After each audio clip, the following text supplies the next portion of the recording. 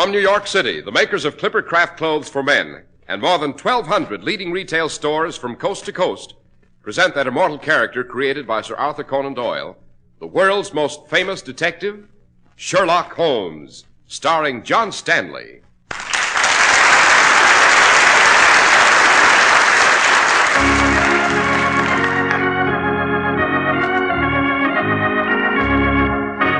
This week's story, The Adventure of the Elusive Agent. Holmes, the quarry we followed from the docks went into that room off this corridor here. Right, Watson. What are we waiting here for? Why don't we just go in? Patience, Watson, patience. We cannot precipitate ourselves into a trap on sheer impulse. Holmes, great Scott! Quick, Watson, into that room. The trap is sprung. We must get to the victim.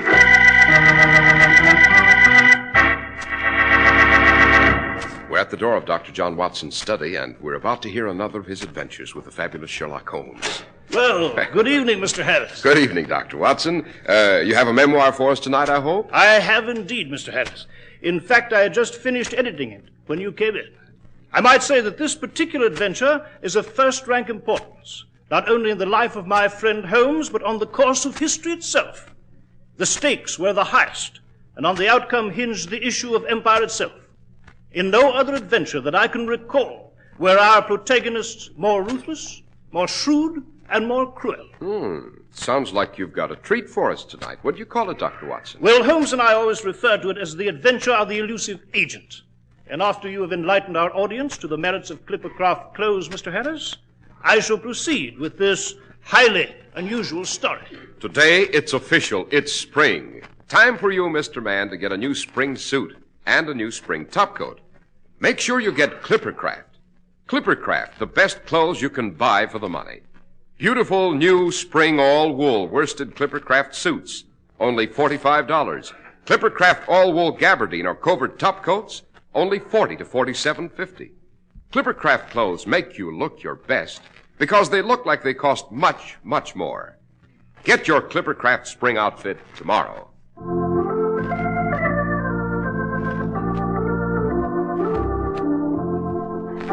And now, Dr. Watson, what about the adventure of the elusive agent? Well, Mr. Harris, it began in 1913. This was a year when Holmes's brother, now Sir Mycroft Holmes, had publicly achieved the post of Minister at Large at Whitehall, but secretly conducted the affairs of British intelligence. 1913, I might add, was a year of international tension, notably between Britain and Germany, which a year later culminated in the First World War. It was behind the shadowy scenes of espionage that this adventure first began. And specifically, it began one dark night on the Berlin Express, plunging northward from Budapest toward the German capital. There was a knock on a compartment door. Yeah, who is it? Who's there? Trade Inspector Herr Malone. What is it? What do you want?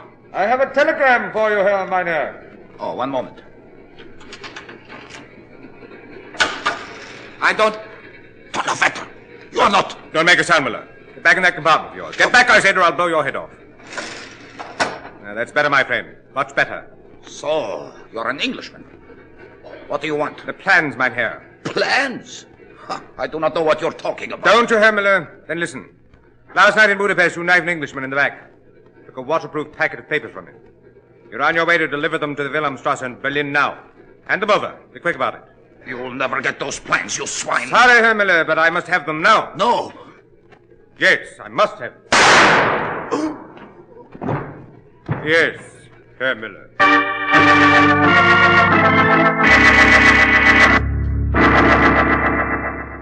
Congratulations, my dear Norton. You've done an excellent job in intercepting that German agent and returning these plans to our embassy here in Berlin. Thank you, Sir Mycroft. Unfortunately, our problem has only begun, my dear boy. These plans are of the highest importance, and we must get them out of Germany and back to Whitehall at once. Now, you understand, these are the originals, the only copies of the plans in existence. They were stolen by this German agent you intercepted from the inventor himself before he was able to get them to the War Office, and we could have copies made. But I understand you're returning to London tonight, are you not, Sir Mycroft? I am, but I cannot take the plans with me. No? Why not, sir? Ostensibly, I am Sir Mycroft Holmes, British Minister without portfolio, here on official business. Actually, I'm here to see that these plans get back to London, and the Wilhelmstrasse knows it. I see. I have been watched every step of the way. The Germans have revoked our former privilege and will examine all diplomats of the customs. And we can't risk relaying the data to Whitehall by code on the chance that the Germans may already have broken it. It will be a dangerous and delicate mission to smuggle them out of Germany in... One moment, my boy. By Jove, I believe I have it. Yes, sir? I recall reading in the newspapers that you are to marry a British subject here in Berlin by the name of Miss Pamela Rivers. That's right, Sir Mycroft. And, if I remember, you are to be married this Saturday and will return to England for your honeymoon. Yes, sir, those are our intentions. Oh, yes, I'm sure it will work. Philip Norton, British attaché, takes bride, honeymoons in England. Excellent, excellent. Very romantic, innocuous in purpose, not calculated to arouse suspicion. Sir, I don't understand. Norton, my boy, marry your girl. Take your bride to England with you. And take something else in addition. Yes, Sir Mycroft. What? The plans, Norton. The plans.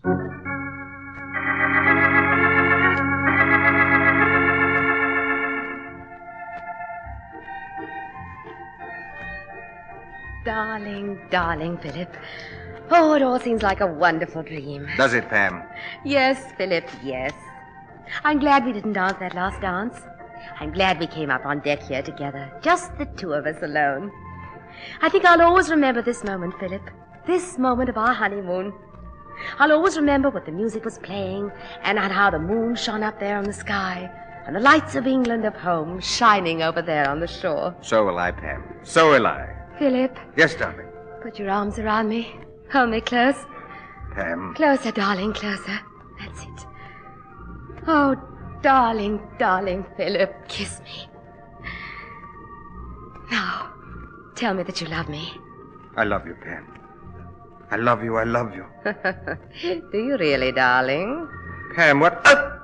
Surprise, darling? Pam, you've got a knife. You just... Yes, you English swine, and you're going to feel the bleed again.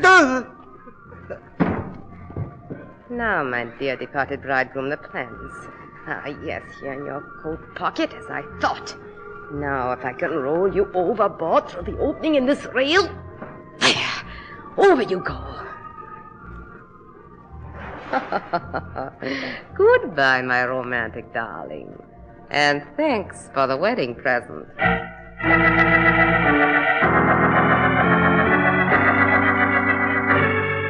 The porthole.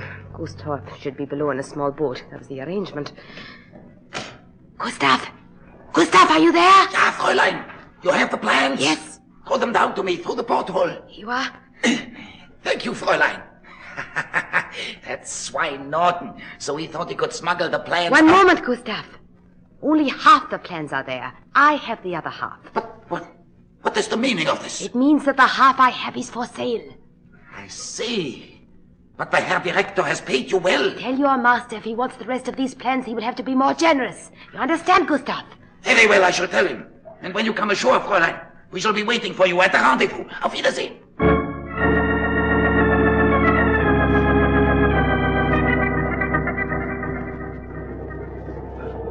So, young Norton disappeared while the Oceania lay at quarantine in Southampton, eh, Mycroft? Yes, Sherlock. I'm sorry to have roused you and Dr. Watson here in the dead of night on a mission you never anticipated, but we have impounded the passengers and crew of the vessel at Southampton for questioning, and we need your talents desperately now. Indeed, if the plans are not recovered, the life of England and of the Empire itself are in jeopardy. Sounds like a formidable affair, I must say. Quite. But, my dear Mycroft, since we are to become involved with these plans, it might be helpful to know something of their nature. These papers, 10 in all, were the designs of a new weapon, Sherlock. A kind of land monster built to revolutionize modern warfare. In short, an armor-plated mobile vehicle we call a tank. A tank, eh? By Jove, Holmes, this sounds like something out of Jules Verne. Yes, it does indeed, Watson. Sherlock, I beg of you to bend every effort to the recovery of those plans, to use every facet of your genius to track them down. Now, be of good cheer, Mycroft. It's my opinion that the plans have already been spirited from the Oceania, but it may not yet be too late. When I get aboard, I shall have some pertinent questions to ask. Whom will you begin with, Holmes? Since it's the bridegroom who's missing, my dear Watson, I shall obviously begin with the bride.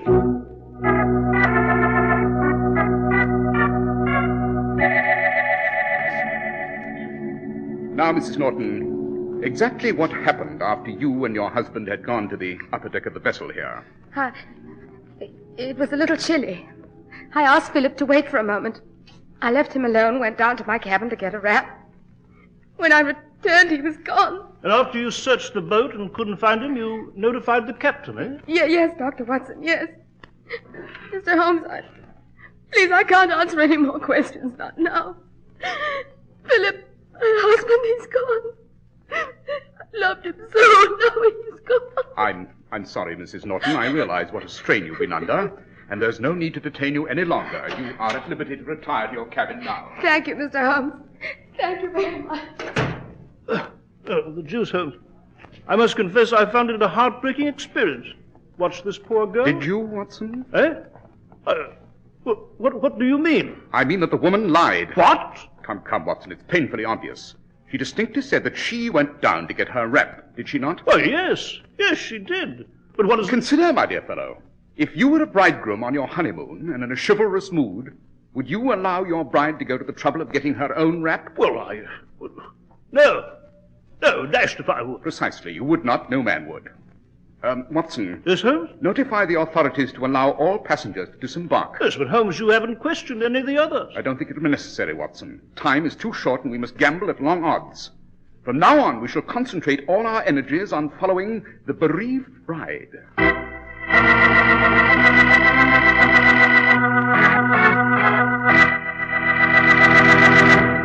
Now, with your permission, we're going to transport Sherlock Holmes and Dr. Watson from England to America for a few moments. They are in a typical American city. Oh, I say, Holmes, that's a very successful-looking chap standing there, isn't it? A banker, would you say? Not at all, my dear Watson. He is not a man of wealth or position, but a man of extremely good taste. He looks successful because he succeeded in finding an excellent tailor. Well, then he's an athlete, wouldn't you say? At first glance, yes. But I'm quite sure that his broad shoulders and tapering waist are really the results of excellent clothing design. Well, then he must be wealthy to afford such a splendid tailor. You see what beautiful fabric is in his suit. Oh, my dear Watson, you're obviously unfamiliar with the American way of life. That man to whom you refer is wearing a Clipper Craft suit, which, if I'm not mistaken, sells for only $45. But how? Well, you see, Watson, some 1,200 retail merchants all over America have pooled their tremendous buying power to make these really extraordinary Clippercraft values possible. Yes, but Don't interrupt, Watson. As a symbol of the honest New England quality and value of Clippercraft clothing, they have adopted the name Clippercraft in emulation of the famous New England Clipper ships and the modern aircraft of the same name. These are synonymous with New England quality. Oh, I see.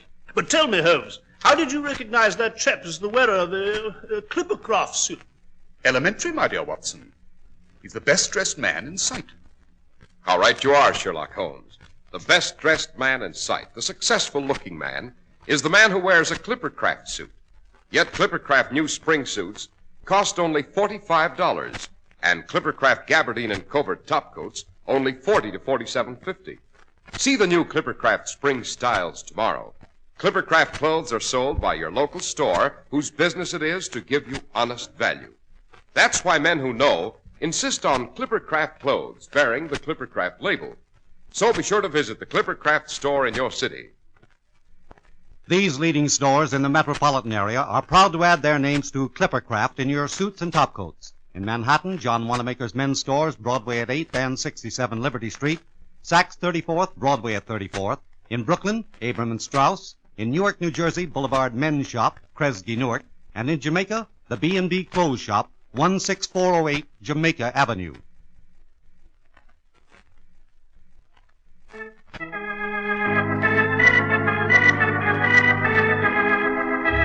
Now, Dr. Watson, you were relating to us the adventure of the elusive agent. So I was, Mr. Harris, so I was.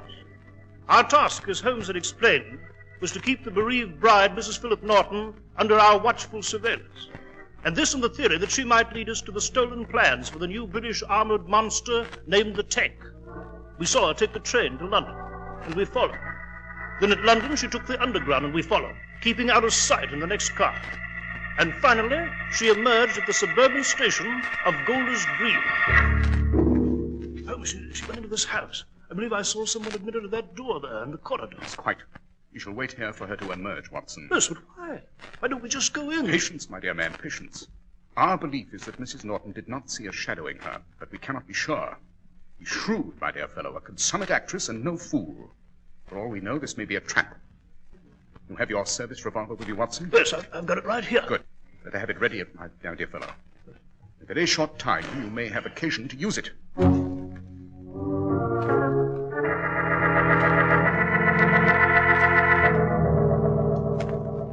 Ah, so you have already come to see us, Frau Norton. I do not wish to be caught, Frau, any longer, Gustav. The mockery is over, and that fool Norton is dead. As you wish, Fräulein. Where's your master? As you know, we have a business appointment. The Herr Director has delegated me to represent him in these negotiations. Very well. I have half the plans. Your master has the other half. Without one portion, the other portion is useless. How much am I bid, Gustav? The Herr Director is inclined to be generous. You have already been well paid, but he realizes there are certain expenses. He's willing to pay you £10,000 on receipt of your half the plan. £10,000. It is a handsome sum, my dear, to pay a blackmailer. It's a pittance. The answer is no. The price is £50,000. Oh, you must be mad with grief. £50,000, my dear Gustav.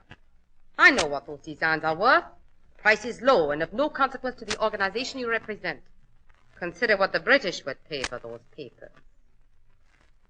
Well, Gustav?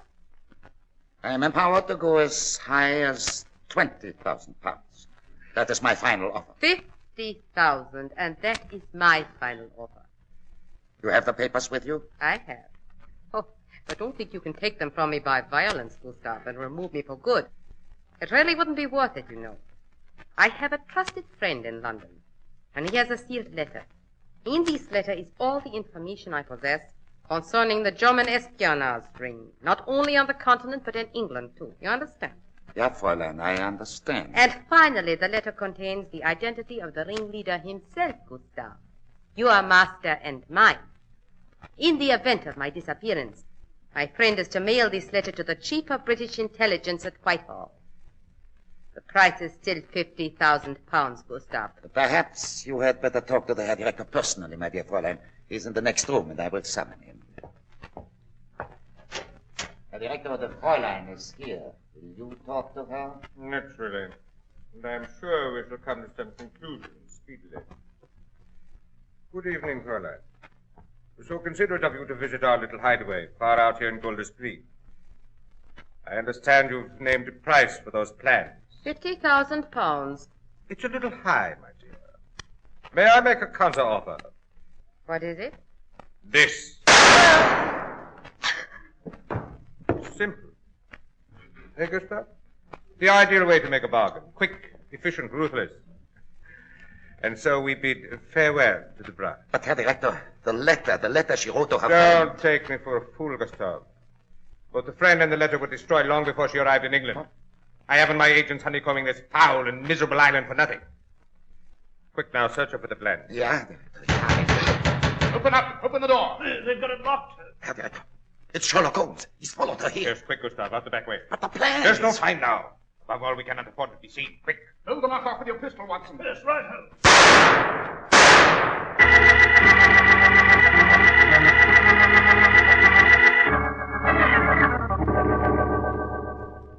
Yes, no, Holmes, the beggar's got away over the garden wall.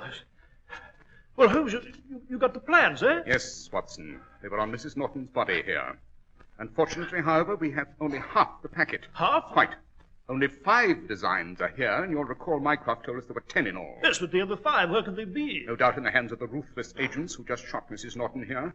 Might very well have been that she came here with the idea of selling them, and... Watson. Yes, Holmes? You detect a faint odor of tobacco in this room? Tobacco? Yes. Well, yes, Holmes. Come to think of it, I do. Interesting scent, Watson. Very. What do you mean? Yes, smells like ordinary tobacco to me. On the contrary, this one's a rare and very unusual blend. Yes? Well, what? It's a cross mixture, Watson. The base is a strong and heavy perique, tempered with a bit of burley, and more than just a touch of Euphrates yellow leaf grown in the river valleys of eastern Turkey. Only one expert in London, or in all of England, will create a mixture like this. Grimsby. Grimsby? Grimsby, the tobacconist. He specializes in these rare and exotic blends. He owns a little hole in the wall in Soho. Well, by Jove, Holmes, we can go there and ascertain who ordered this blend, eh? Precisely. But one thing is sure, my dear fellow. One thing is certain. Now that we possess half the plans, our constant companion is danger. And we are marked men.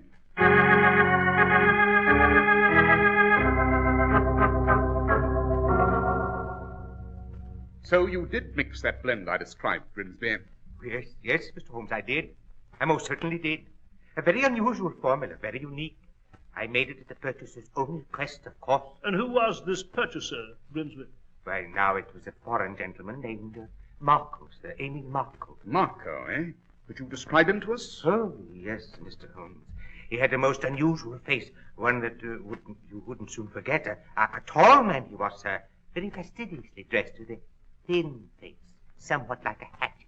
But it was his mouth you'd notice anywhere. Yes? What about his mouth? And now, Dr. Watson, it had a sort of unfortunate twitch at the corner every now and then, a very annoying habit, to be sure. Yes, quite. Would you know where this Emil Marco lived, Grimsby? Yes, Mr. Holmes, I would. I had a messenger deliver a tin of his tobacco mixture to him. He's staying at the Berkeley Hotel.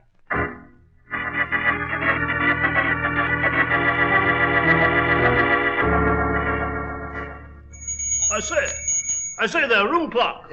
Yes, gentlemen, what can I do for you? We're looking for a gentleman named Marco, Emil Marco.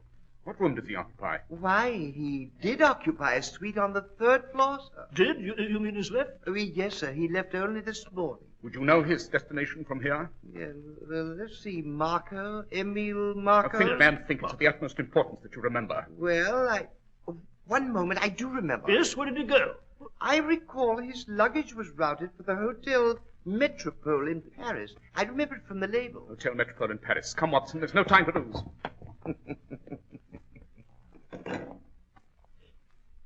Operator, give me City 923. Yes. Are you there? This is Bradley at the Berkeley. The gentlemen were here. They found out about Marco and they're trading him to Paris. Yes, sir. I told them where they could find him myself.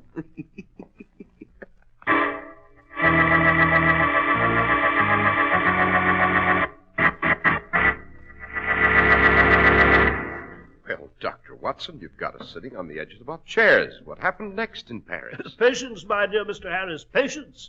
Next week I shall go on with the adventure of the elusive agent. I can only tell you that from here on events move forward with breathtaking speed, that we walked in the midst of a strange espionage plot, met some ruthless and deadly persons, and almost lost our lives. And so until next week at the same time, Mr. Harris, I shall say good night.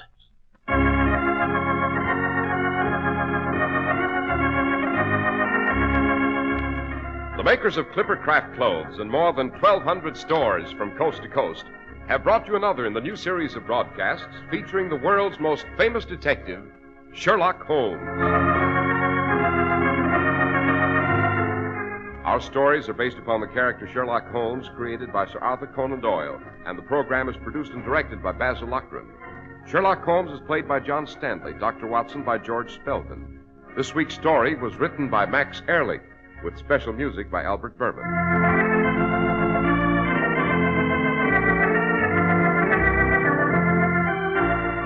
If you don't know your Clippercraft dealer, write Clippercraft, 200 Fifth Avenue, New York City.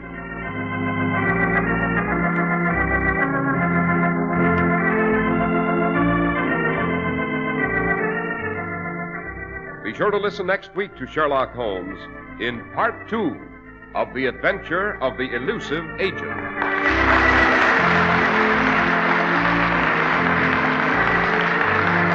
This is Cy Harris speaking for Clippercraft Clothes. This is the Mutual Broadcasting System.